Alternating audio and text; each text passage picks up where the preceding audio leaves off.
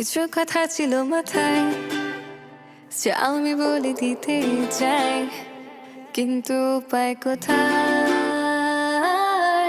আরে হায়, পাত্তা কেন তোমায় নাই? টেক্সটের রিপ্লাইও নাই, কেমনে বলি তোমায় পাই? না, প্রথম দেখাতে ভালোবাসিনি আমি, তবে ধীরে ধীরে জাগলো এই অনুভূতি। আমি সারাদিন ভেবে এইভাবে